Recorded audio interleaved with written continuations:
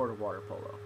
Water polo is a very physically demanding team sport that tests an individual's swimming ability, as well as their agility in the water and endurance, all while focusing on the physical contact with the opposing players while keeping the ball in their team's possession.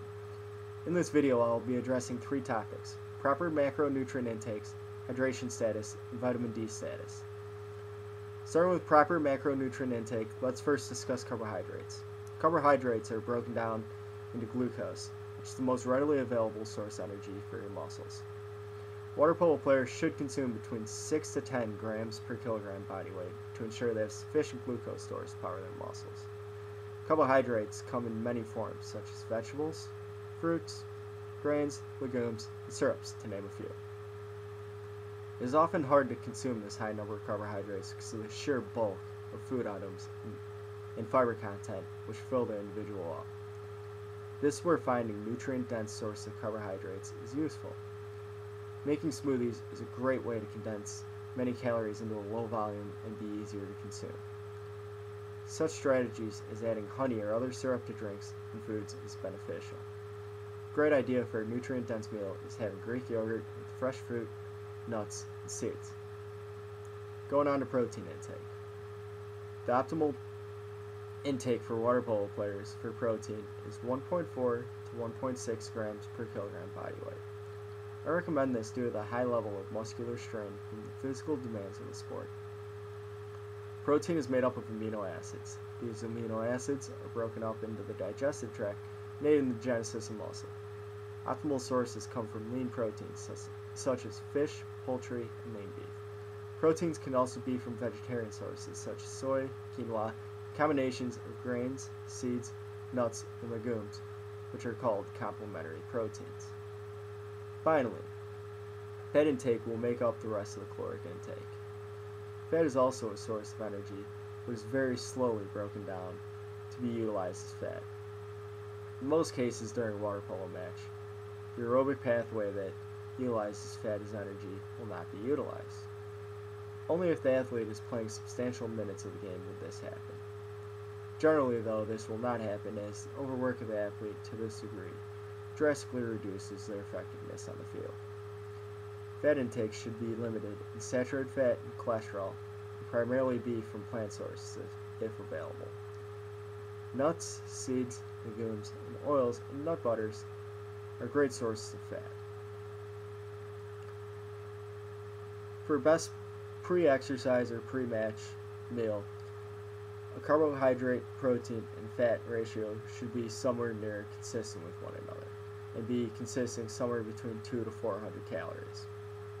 This should be done 2 to 4 hours before practice or match to ensure full digestibility and not giving the feeling of being bloated or overfull, but yet also not leaving the individual feeling hungry or weak when it comes to the practice or match. During the practice or match, the goal is to keep one's blood sugar from getting too low. This is also called bonking, and bonking could be attributed to an electrolyte imbalance as well. This can be avoided by keeping a sports drink or liquid carbohydrate source with electrolytes close to the water's edge or some other easily accessible area. Finally, after practice or competition, replenishment is key. The consumption of a meal containing 0.1 to 0.2 grams per kilogram body weight protein and 1 to 2 grams per kilogram body weight carbohydrate is optimal to stop the catabolysis or breakdown of muscle tissue and depletion of glycogen stores. Now let's address hydration status of the athlete. Dehydration is official when greater than 2% weight loss is generated through sweat loss. Dehydration negatively affects performance. Some early warning signs of dehydration are thirst, cramping, headache, dry mouth, weakness, and trouble concentrating.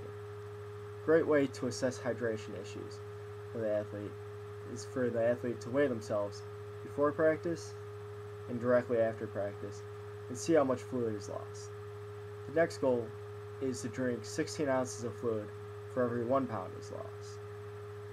And for every 2 pounds lost, there should be 1.6 grams of sodium consumed also, as this will replace the sodium lost from sweating.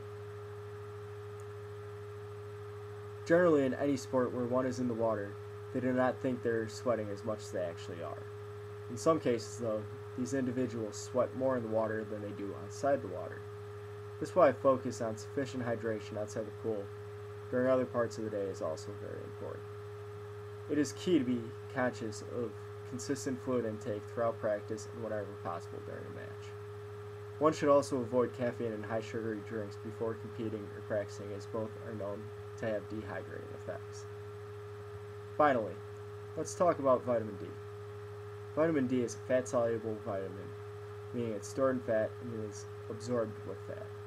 Vitamin D is very unique in that it's not a coenzyme or an antioxidant, as many other vitamins are. Vitamin D is a secosteroid, meaning it's a steroid with both its chemical rings intact. Studies have shown that vitamin D is largely related to sport performance, specifically with skeletal muscle interaction. Vitamin D range at sufficient is noted as being in between 20 nanograms per milliliter and 150 nanograms per milliliter. As this is a very wide range, the higher one's vitamin D status is, the better overall it is. Accordingly, there's studies that show increased muscular performance as vitamin D increases, going all the way up to 40 nanograms per milliliter.